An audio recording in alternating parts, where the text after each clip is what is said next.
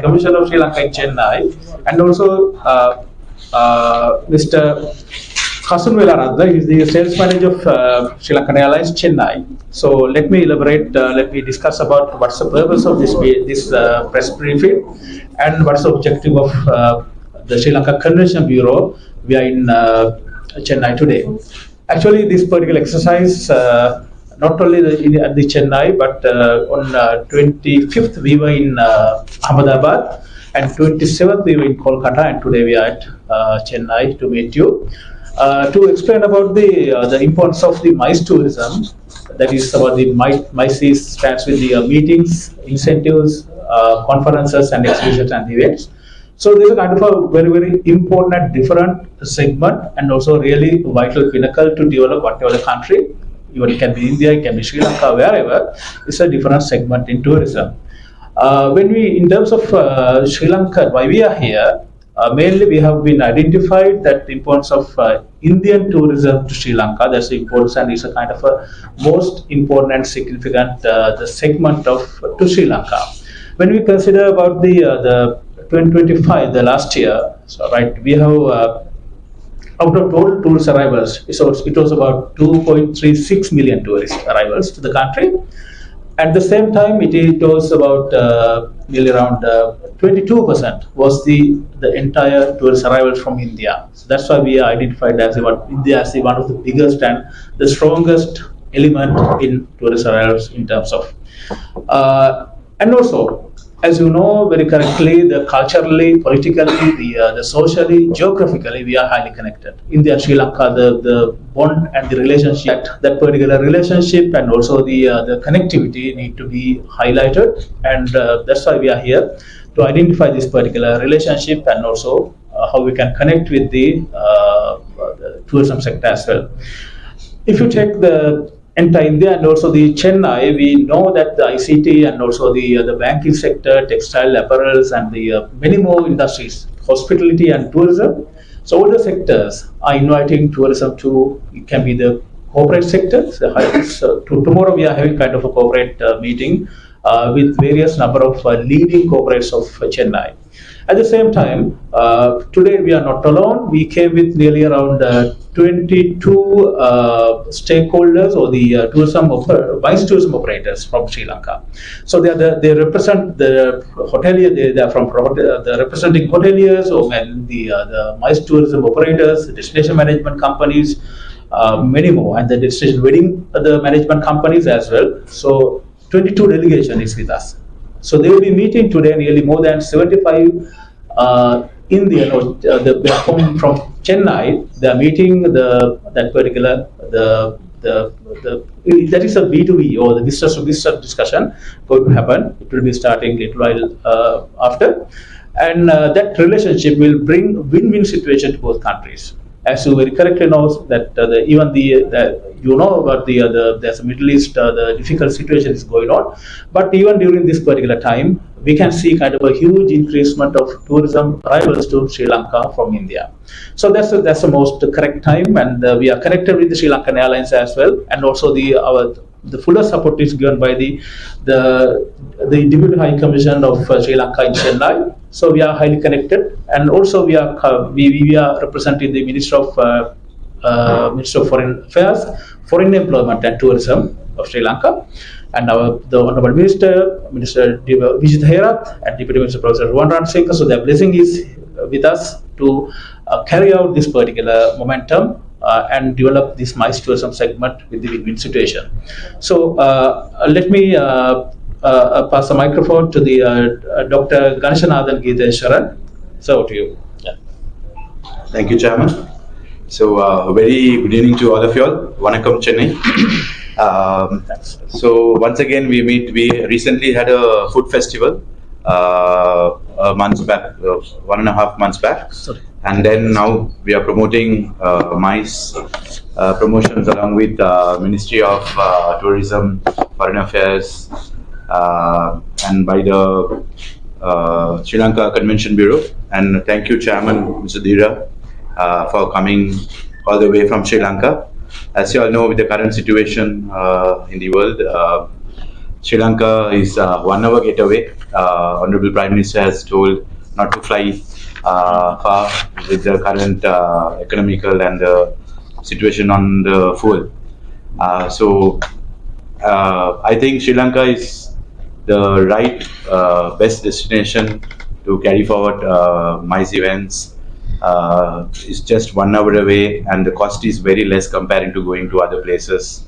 And of course, the Sri Lanka has a lot of the beauty. It's not only the meetings and the events, and plus you get to relax with the beautiful beaches, beautiful mountains, and we have whale watching, we have waterfalls, we have tea estates. So Sri Lanka is one place where you get to travel to cold place, hot place, to beach, to waterfall, whatever I told earlier, within 1-2 hours of travel. So going by car from here to South India, for example, we take Kanyakumari, takes about 8-9 hours, 10 hours drive. So going to Sri Lanka is even cheaper, going up and down on a Friday and to come back on Sunday.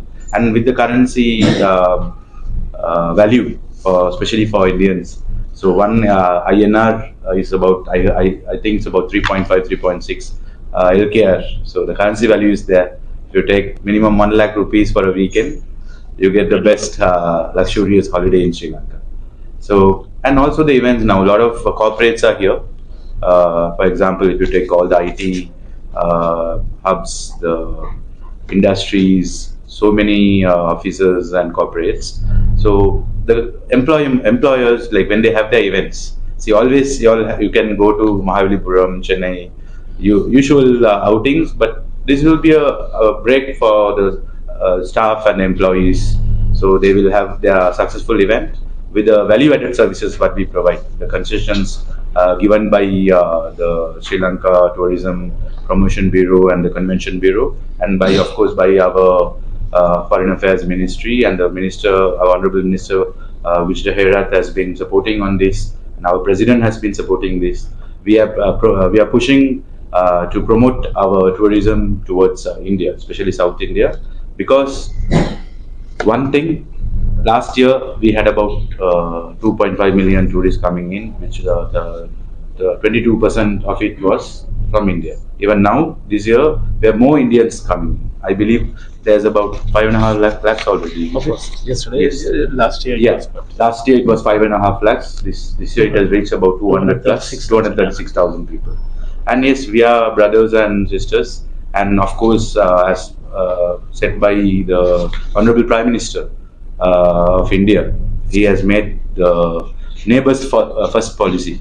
So we are the closest neighbors to India. India has been always supporting us in all the events, and every time we had natural disasters like recently the Ditwa, the government of India and people of India, especially South India, supported us, and Sri Lanka, people of Sri Lanka, we are always thankful to India. So we want you all to keep coming to Sri Lanka, support us, and enjoy yourselves as well for the worth spending and short time getaway to Sri Lanka. And yes, I welcome all the corporates. If you all need to find out more details on what other concessions you all will get, or if you want to know more things from what we can suggest or guide you or help you from our side, embassy is there. Please feel free to contact me. I'll leave my card. The numbers are there. Anytime I live inside the embassy, so you all can come and disturb anytime. So we want all your support to pass this message across to our people, and I'm looking forward to working with you all.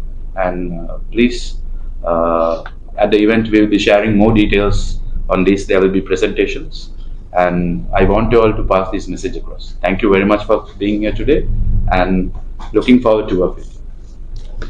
Right. Thank you, Doctor. Thank you very much for your the excellent explanation about the event and also the part of it. Then next we'll move to Mr. Kasun Velaratna's the briefing about the how the air connectivity can be supporting us. Thank you. Good afternoon, members of the press. So I'm honored to be part of the roadshow organized by the Conventions Bureau, And currently, as Sri Lankan Airlines, it is the Chennai is being considered as the flagship gateway. So currently we operate 3 flights per day, which is per week it is 21 flights per day. Capacity is about 580 seats to 600 seats. And Chennai has always been the biggest market in India. And year on year we have seen how much the passenger traffic has been grown from India, if you take overall India as well. And of course Chennai, it is overall for Sri Lankan Airlines, it is about 30% contribute from Chennai to Colombo. So Chennai has been always the biggest market in terms of India. Thank you. For the questions about, yeah. As Sri Lanka, what major countries they come to the Sri Lanka tourists? Yeah, when you consider even during last year and this year even, India is the number one the source market to Sri Lanka.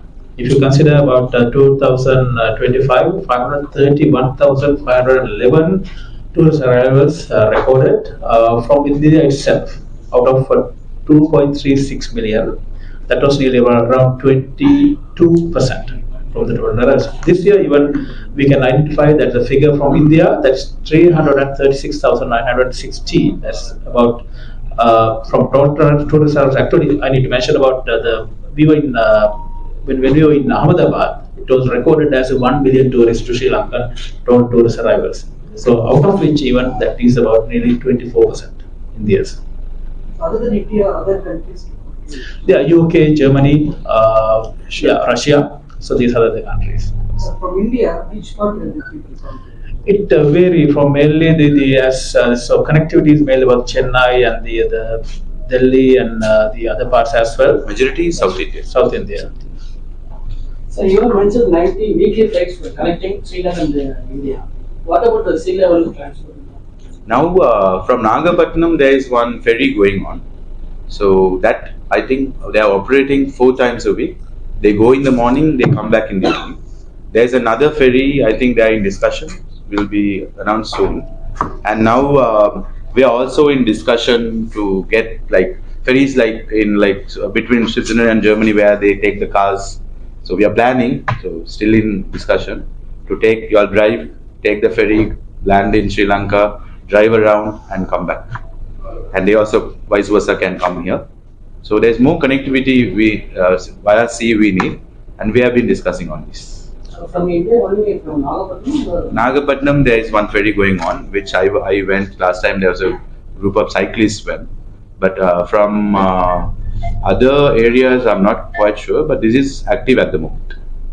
So with the West Asia conflict, there will be stress on the tourist arrivals to Sri Lanka. Yes. Do you have any Yes, so because of this, the tourists has little bit reduced, but then again, the Indian tourist has taken over. We get more tourists coming from Asia, especially South Asia.